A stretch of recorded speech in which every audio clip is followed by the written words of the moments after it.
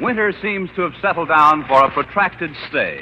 Our Miss Brooks, who teaches English at Madison High School, doesn't seem to mind. No, indeed. I do enjoy the winter season. There are so many activities to engage in. Ice skating, sleigh riding, building snowmen. Of course, the last snowman I built melted after one dance, but while we're on the...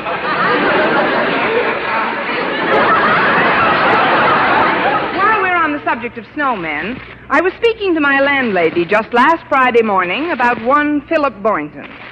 It seems the bashful biologist had come out of his turtleneck sweater long enough to invite me to Madison's annual matinee snowball dance. That's wonderful, Connie. And I just know you'll be the belle of the ball this afternoon.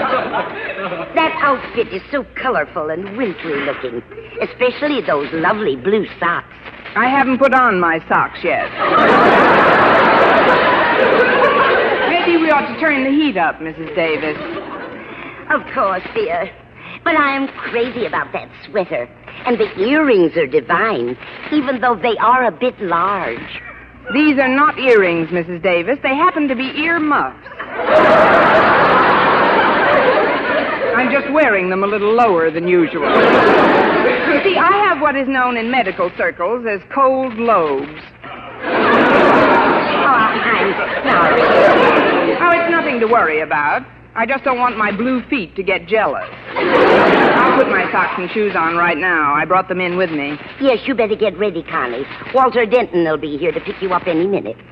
But while we're waiting, you still haven't told me how you got Mr. Boynton to ask you to the dance. It wasn't easy, Mrs. Davis. I started my campaign weeks ago. First of all, I played hard to get for 2 days. And then? And then I played Available Jones for 3. After that, I changed my lipstick 4 times and used 6 different brands of perfume in as many days. And then? Then I bought 2 tickets to the dance and invited him. But it should be fun. Oh, that's Walter now. Coming, Walter! See you tonight, Mrs. Davis.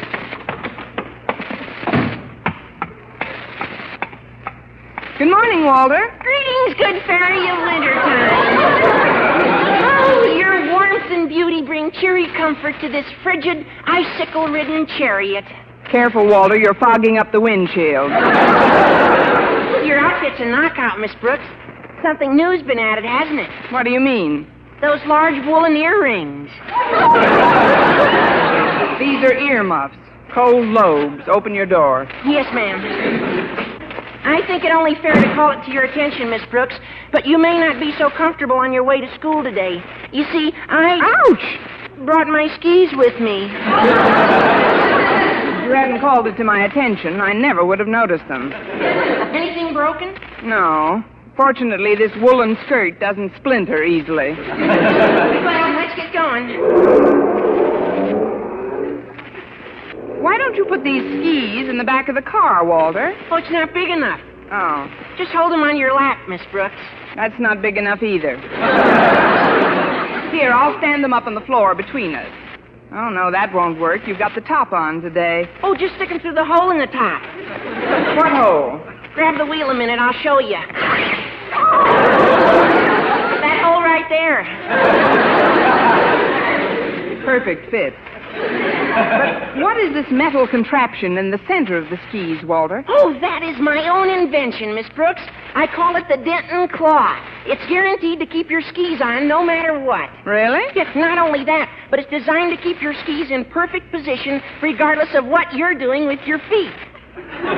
Suppose you're crushing grapes.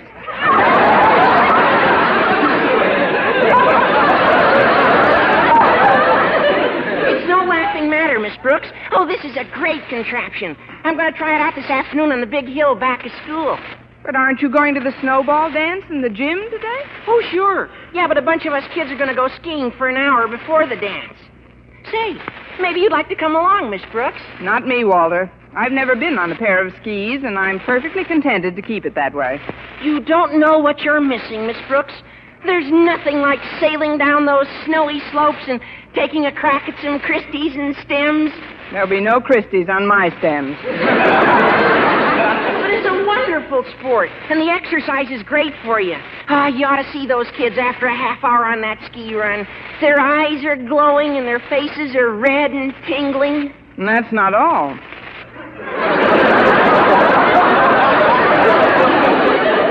Their noses are red, too.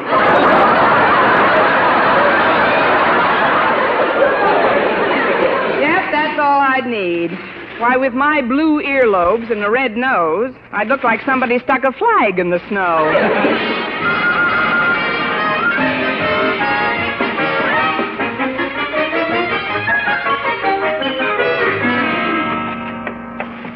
Good morning, Mr. Boynton. All set for the dance this afternoon? Oh, yes, indeed, Miss Brooks. I see you're all ready for it, too. It's a very interesting outfit you're wearing. I'm especially fond of that winter gypsy motif. Winter gypsy motif? Yes, those large woolen earrings. Earmuffs, cold lobes. We've got a few minutes before class, Mr. Boynton. Do you mind if I sit down for a little chat? Well, not at all, but be careful where you sit. I brought... Ouch! My skis to school today. Thanks, Mr. Boynton. That's a very good tip. The second one I received today. Here, stand them in a corner. All right. You see, there's going to be a little time before the dance begins, so I thought I'd go over to the big hill behind school this afternoon and do a little skiing. A little what? Skiing. Oh, there are other pronunciations, I suppose, but in England and Norway, skiing is considered most acceptable. Under the proper conditions, you can't knock it anywhere.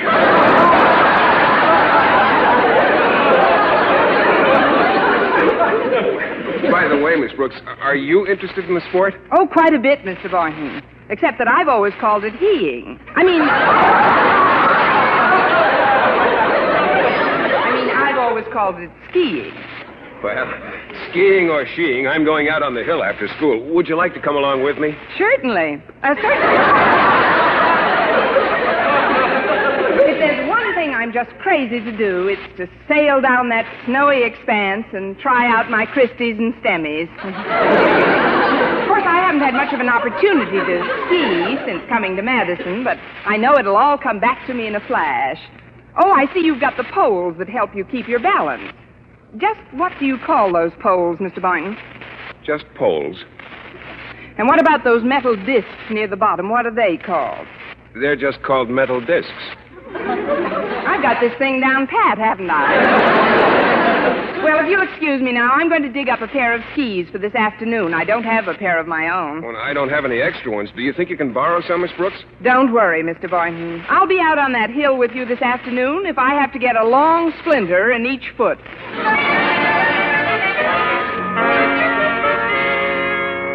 So you see, Walter, that's why I asked you to stay after class. You've just got to lend me those skis today. Yeah, but, Miss Brooks, I spent my whole study period polishing them up. I haven't even tried these out myself yet. But, Walter... I was looking for you, Walter. Oh, hi, Miss Brooks. Hello, Harriet. Hi, Harriet. Well, what's wrong? You two having a beef? Not a whole beef, Harriet, just a small fillet. I'm trying to convince him to lend me his skis just for this afternoon. Mr. Boynton's going to give me a refresher course. Refresher course? But you said you never skied in your life. That should make it all the more refreshing. Of course Walter will lend them to you, Miss Brooks. But, Harriet, we were going out to the hill and... The hill won't disappear, Walter, neither will the snow. We'll get to the dance earlier this way. Yeah, but... Walter, dear, which is more romantic? Racing up and down a hill on a pair of sticks, or holding me close in your arms doing the mambo-jumbo? The skis are yours, Miss Brooks. Good. Now show me how to put these things on so I'll look like I practically know what I'm doing this afternoon. Okay, Miss Brooks. With the new dent and claw, it's relatively simple. Just slip your feet through these metal toe plates. That's right. Now we just snap this cable around your heel. Is this your new invention, Walter? This is it, Harriet. Now the other cable. There. How do they feel? Real cozy. I'll just take a few steps and see if I can remain standing.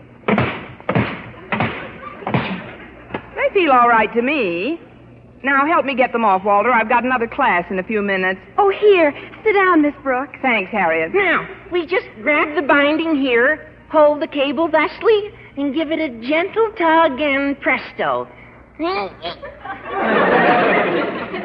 That's funny. I'll try it again. You take hold of the binding here, give the cable a yank here, and presto.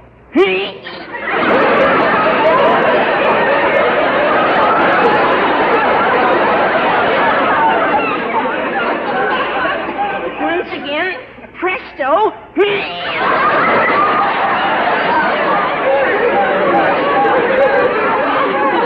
I'm doing so well. You better try abracadabra. These cables seem to be stuck. Let's see. Oh, now I remember. Oh, when I had the whole thing worked out and assembled, I remembered leaving myself a notation about one detail that had to be perfected. What's that? A way to get them off. You mean you can't get them off Miss Brooks' feet? Now, calm down, everybody. Don't get panicky. We'll get them off by and by. By and by? Look, Walter, while we're waiting for by and by to get here, there's something you've just got to do so I won't appear ridiculous in this classroom. What's that, Miss Brooks? Cut a hole in the roof and let some snow in.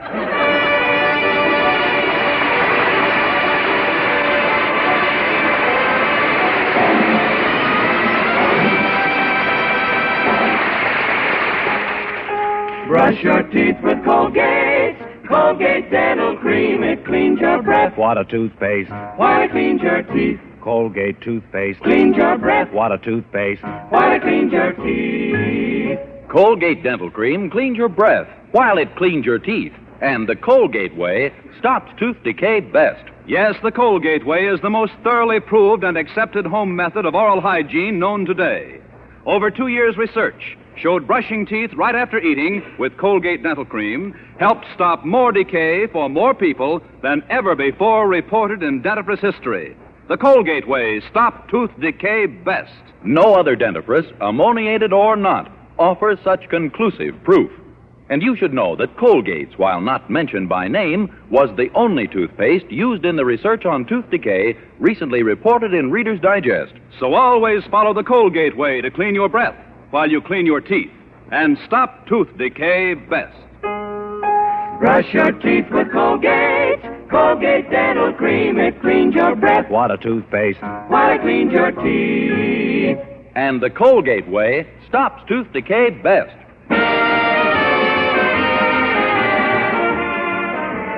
Well, the American teacher has been called upon to face many a crisis, and I refused to let the fact that my ankles were locked to a pair of skis by the Denton claw faze me one bit. When it came time for me to conduct my class, I merely smiled, rose from my desk, and with my customary dignity and poise, stepped lightly to the blackboard.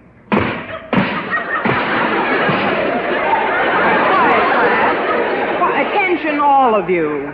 What's the matter with you kids, anyhow? Don't you think it's cold enough in this room for skis? Now, look at the blackboard, please. In order to find the adjunct phrase in the sentence on the board, I shall break it down into its component parts. Now, where's that chalk? Oh, I have some on my desk. One moment, class. Here it is. Miss Brooks, I gotta talk to you for a minute. I've got good news. Kindly pick up your books, class. Yes, Harriet? What do you want us to do with our books, Miss Brooks? I want you to put your noses in them. Also your mouths. I couldn't leave you here marooned in this predicament, Miss Brooks, so guess what I brought for you? A St. Bernard with a keg of arsenic? No, I borrowed a hacksaw from a machine shop. I'll get those skis off you in no time. Now? Sure. While the class is busy reading, I'll just slide under your desk, leap at your imprisoned puppies, and hack away. Well, it's as good a time as any, I guess. But be careful with that saw, Walter. Remember, my ankle bone is connected to the shin bone. Here I go, Miss Brooks. I've got to get these leather thongs first. They're even tougher than the wire cable. I'll work as fast as I can, though. I'd hate for Mr. Conklin to catch you with these slacks on. Oh, that's a charming thought. Especially when I recall what a bug our beloved principal is on the personal appearance of the faculty. All that has to happen now... At ease, class. Has happened. Mr. Conklin... Don't bother to get up, Miss Brooks. Don't worry. I mean, This is quite a surprise, sir. I didn't expect you in my room this morning. Ouch! Does my visit pain you so severely, Miss Brooks? Oh, no, sir. On the contrary. Every time I see your smiling face, ouch! Forgive me, Mr. Conklin, a bit of a headache. You certainly are. But, Miss Brooks, if I may... Of course you may, Mr. Conklin. You may return to this classroom any time you wish. Well, goodbye. It's been nice to have seen... Oops! Oh, you dropped your chalk under your desk, Miss Brooks. Let me get it for you. No, thank you. I've already got it, see? Amazing. It fell to the floor, and you got it without even bending over. My foot handed it to me. My hand footed it to... I've got it, see? I don't know what's wrong with you this morning, Miss Brooks, but I came in to address your class, and with your permission, I'll do so. Permission granted, sir. Very granted. Go right ahead, Mr. Conklin. Thank you. And now then, most of you are aware of the fact that by dint of much argument and persuasion, I recently prevailed upon the Board of Education to appropriate $1,000 for the purpose of resanding and completely refinishing the floors throughout this building and in our gymnasium. This work has been done and done well. Yet only moments ago in the hallway, in flagrant violation of my posted notice to preserve the school floors, I discovered the soggy prints of a pair of skis. Something in your throat, Miss Brooks? Just my heart. Please continue, Mr. Conklin. Well, I don't like to have to resort to these methods, but I must ask all you students to swing your feet into the aisles, and I will pass among you to inspect them. I'll take this row first, right over here. Now, quiet, class. Whatever you do, don't talk. This file isn't very sharp, Miss Brooks. Then for heaven's sake, start biting, Walter. I'll do my best. I'm not down here playing this little piggy, you know. Stop talking and gnaw. The guilty one doesn't seem to be in this class, Miss Brooks. Have you looked in the cloakroom? Believe me, the skis aren't in the cloakroom, sir. I wish they were, but they're not.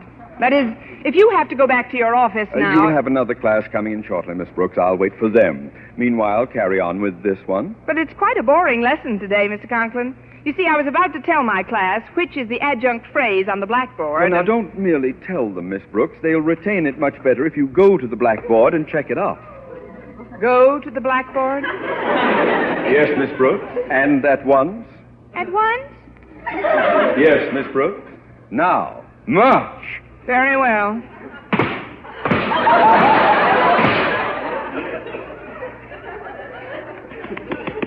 There, the phrase is checked off. That's more like it. And I must say, you walk very gracefully in those skis you're wearing. But now that you've checked off the adjunct phrase, Miss Brooks, it seems to me that you ought to discuss all the component parts of the sentence, such as prepositions, adjectives, verbs, Those skis you're wearing!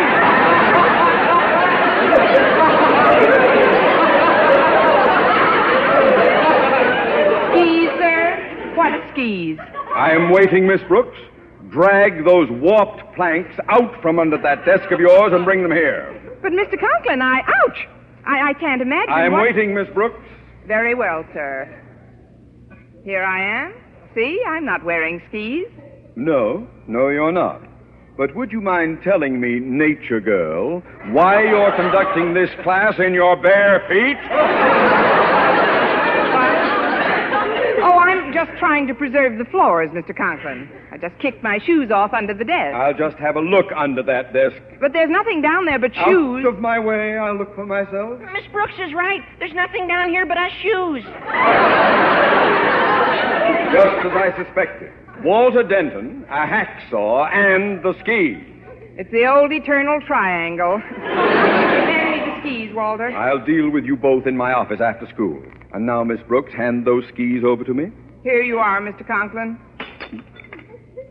You seem to have broken my glasses, Miss Brooks. Please, Mr. Conklin. You know I didn't mean it. You never do. You know, Miss Brooks, for most people, skis are synonymous with healthful, invigorating exercise. But in your position, somehow they become a lethal weapon. I never want to see a pair on or near you again. Is that clear? Yes, sir. But about your glasses, Knowing I might make contact with you today, I brought my extra pair along. If you'll just step back a pace or two, I'll slip them on. Ah, there. Now, if you'll be good enough to reach back and hand me the other ski. The other one? Oh, yes, here you are. Oh, what have I done? Oh, I'm terribly upset, Mr. Conklin. You must be. You only broke a window this time. Not very good aim for you. I still have my glasses. Yes, sir. And I still have the ski you asked for. Here it is, Mr. Conklin.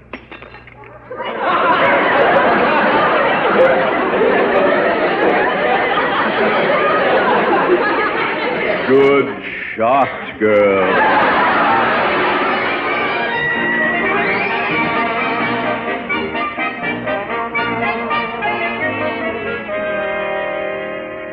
The summit of the old ski hill is just up ahead, Miss Brooks. I wish we could have started earlier. It's getting pretty nippy out. The delay was unavoidable, Mr. Boynton. Right after school, Mr. Conklin summoned Walter Denton and me to a meeting in his office. You know how strict he is about parliamentary procedure. Well, yes, I do. We had the floor for over an hour. You and Walter? Yes, he waxed and I polished. But that's all behind us now. Yes, let's forget about school and discipline. Well, this is the summit. We'll take off from here. You'll take off from here. I'm just a spectator. I don't even have any skis. Oh, I know, but we'll share mine. Ladies first, Miss Brooks. Here, I'll slip them on for you. Oh, no, please. I wouldn't think of it. Oh, nonsense. Give me your right foot first, Miss Brooks. No, Mr. Boynton. Now, just lean down, lay your head close to mine, and put your arms around my shoulders. Well, if you're going to bribe me. There's one. And there's the other. All set to take off, Miss Brooks. Wait. It looks much different from the top than it did from below. Hi, Mr. Boynton. Oh, it's Mr. Conklin. Oh, no. I've got to work fast. Ski hi, Mr. Conklin. Why are you covering your skis with snow, Miss Brooks? I'll explain later, Mr. Boynton. They're pretty well hidden now. Hello, Boynton. What a delightful winter's day. Hello, Mr. Conklin. Turned pretty raw, didn't it? Well, Miss Brooks, how have you been behaving yourself since I saw you last 2 pair of glasses ago? Just fine, Mr. Conklin. Oh, I notice you don't have your skis on, Mr. Conklin. Aren't you going to take advantage of the snow today? Me get on a pair of skis with my blood pressure? No, thank you. I just came up to look at the scenery and get a breath of fresh air before plunging into the fetid atmosphere of that dance in the gym. You make it sound like fun. Oh, the view's lovely from here, all right. But you'll have to step a bit closer to the edge of the hill, Mr. Conklin, if you really want to get a bird's eye view. That, Mr. Boynton, is for the birds.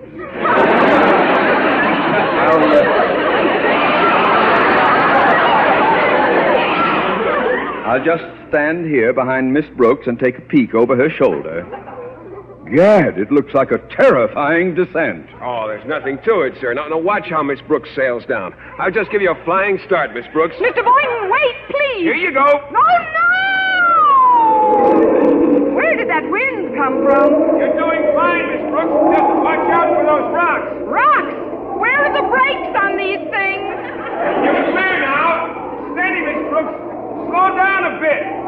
Slow down. You're going too fast. I can't slow down. Bear left, Miss Brooks, past that gully. Look out. You're headed right for that big tree. Look out for that tree. It's the only way I can stop. Oh, if I can just grab one of the branches. Here goes. Woo! Oh.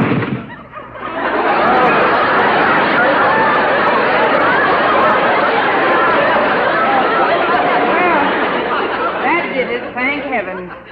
What an experience. Mind if I get off now?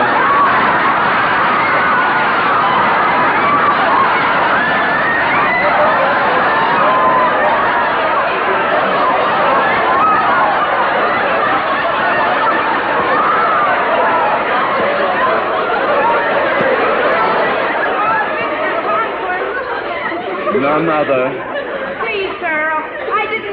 A hitchhiker. That is, the wind was blowing. Oh, stop mumbling, woman. And explain, if you can, this dastardly act of violence. It wasn't intentional, sir. I had no way of knowing you were in the caboose. That is, Well, sir, if you want the truth, I did know there was something in back of me. You did? Certainly. But the way I was stooped over, I thought it was me.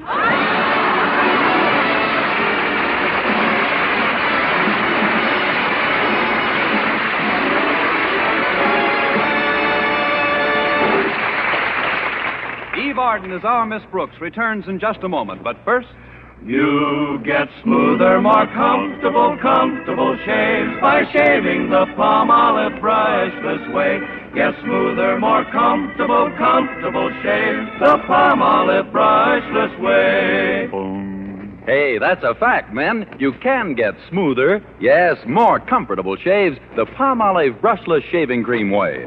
Just rub velvet smooth Palmolive brushless into your beard. You'll find it wilts the toughest whiskers, actually protects your skin by providing a soft film that floats your razor's cutting edge. Remember, over 1,200 men tested the Palmolive brushless shaving cream way, following directions on the package.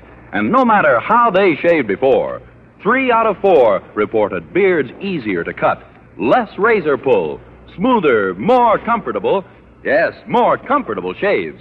So men, try the Palmolive brushless way yourself. Even in cold or hard water, you get a close, clean shave. And a smoother, more comfortable, yes, a more comfortable shave. You get smoother, more comfortable shaves the Palmolive brushless way. Next time you shave, try the Palmolive brushless shaving cream way.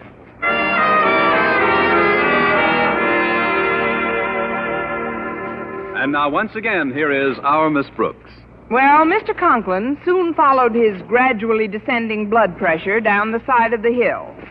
And shortly afterwards, Mr. Boynton and I approached the gym. You did very well on those skis I loaned you, Miss Brooks. I'm still alive, if that's what you mean. But I was rather surprised that they didn't slip off when I hit the tree. Well, you've got to give Walter credit. That invention of his really does the job. What? You mean he put the dent and claw on your skis, too? Well, certainly. Well, I see the band's getting ready to play a number. May I have this dance, Miss Brooks? I wouldn't be without it.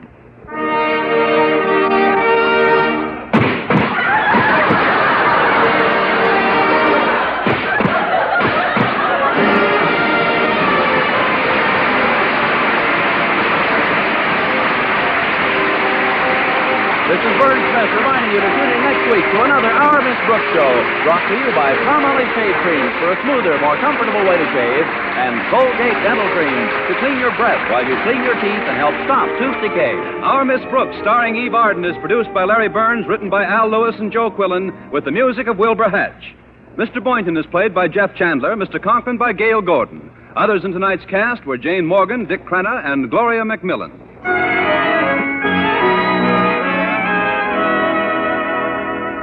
Listen to this. With Marvelous Vel, V-E-L, you can save 90% of dishwashing work. A quick soak in Vel suds gets dishes and glassware shiny clean. Even if a bit of food should cling, a touch with a dishcloth gets rid of it fast. Yes, Vel's activated suds lift off and carry away food and grease. So all dishes need is a quick rinse, and they dry sparkling without washing or wiping. All pots and pans need is a soaking with Vel suds. Then you can wash them shiny clean without hard scouring. What's more, Vel is a miracle of mildness. So get new Vel. Save 90% of dishwashing work.